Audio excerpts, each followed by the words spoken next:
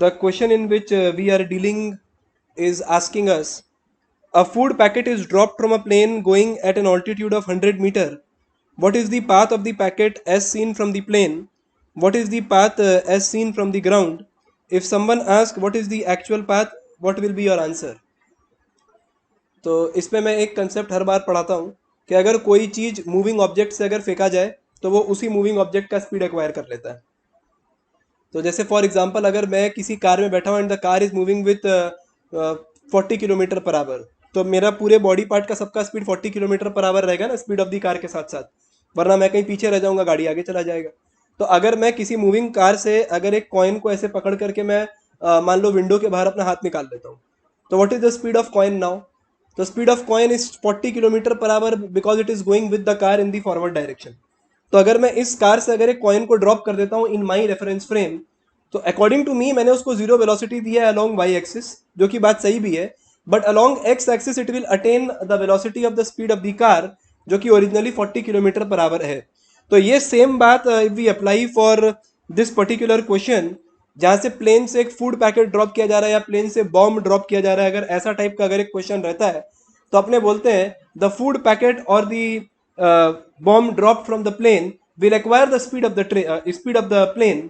तो अगर मैं इसको ड्रॉ करके आपको बताऊं, तो I am saying if it is a plane going with a speed v, तो अगर इससे कोई एक ऑब्जेक्ट को अगर ड्रॉप अगर करेंगे तो it will also attain a velocity v in the forward direction. तो विथ टाइम अगर मैं ऐसा देखता हूँ कि कुछ समय बाद ये पोजीशन a पे आएगा, कुछ समय बाद ये पोजीशन b पे आएगा, कुछ समय बाद ये पोजीशन c पे आएगा, और कुछ समय बाद ये पोजीशन d पे आएगा. तो अगर मैं इस फूड पैकेट के बारे में अगर चर्चा करूं and this is the ground, तो ये जो फूड पार्टिकल है या जो फूड पैकेट है, it will start moving in horizontal projectile like this, such that it will be at a position small a, it will be at a position small b, it will be at a position small c, and it will be at a position small d, corresponding to the capital A, capital B, capital C, capital D position of the flying plane. तो इसका मतलब, मेरा बोलने का मतलब है, जब A पे प्लेन आएगा तो उसको ठीक उसके नीचे दिखाई पड़ेगा, यानी कि स्मॉल a पे. जब B पे प्लेन आएगा तो भी उसको ठीक उसके नीचे दिखाई पड़ेगा, स्मॉल b पे. तो I can say when seen from plane, when seen from pilot's reference frame or plane, the food packet will appear to go vertically down. ऐसा लगेगा कि फूड पार्टिकल जो है वर्टिकली डाउन जा रहा है. और अगर अपने ग्राउंड फ्रेम से देखें, तो ग्राउंड फ्रेम से देखने वाला जो डायग्राम मैंने ऑलरेडी बना ही दिया है.